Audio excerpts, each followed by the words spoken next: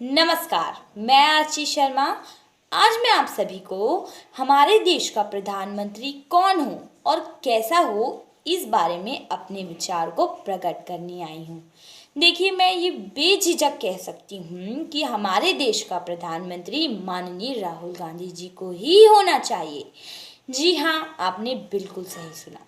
देखिए, जो राहुल गांधी जी हैं वो उन नेताओं में से बिल्कुल नहीं जो झूठे वादे करते हैं कि वह सड़क बनाएंगे, बैंक अकाउंट में पैसा देंगे और भी कई अनेक वादे, और वह वादे सिर्फ और सिर्फ उनके इलेक्शन जीतने तक ही सीमित रहता है।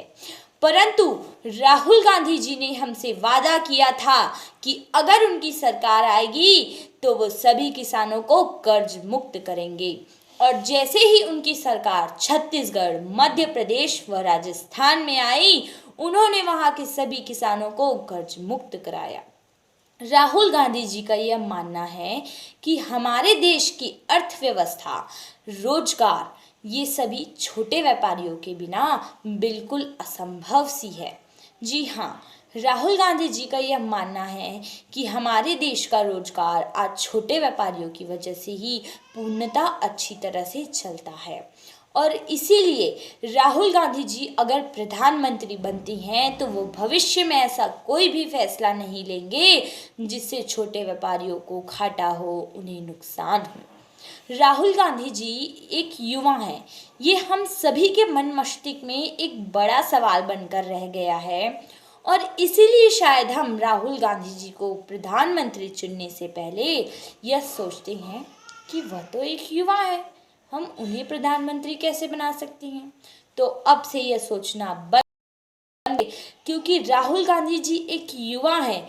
वह हमारे देश के सभी बेरोजगार युवाओं को रोजगार दिलाएंगे और हमारे भारत को एक विकसित भारत बनाएंगे। डिजिटल शिक्षा का आयोजन अच्छी तरह से करेंगे और जो आज हमारे युवा रोजगार के नाम पे अपने भारत को छोड़कर दूसरे देश जाते हैं नौकरी के लिए, उन सभी को भी वो सारी सुविधा भारत में ही उपलब्ध कराएंगे, जिससे उन्हें अपनी मातृभूमि को छोड़कर जाने की कोई आवश्यकता नहीं।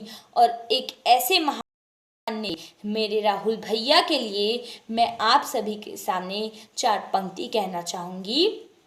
जिस प्रकार आसमान की कोई सीमा नहीं, जिस प्रकार आसमान की कोई सीमा नहीं, पृथ्वी का कोई तोल नहीं, साधु की कोई जात नहीं, उसी प्रकार पारस पारस और राहुल भैया की समझदारी का कोई मोल नहीं, कोई तोल नहीं। आप ही बताइए, क्या आप पारस का मोल लगा सकते हैं? जी नहीं। उसी प्रकार हम राहुल भैया की समझदारी का मोल भी बिना उन्हें प्रधानमंत्री बनने का एक मौका दिए नहीं लगा सकते हैं। धन्यवाद।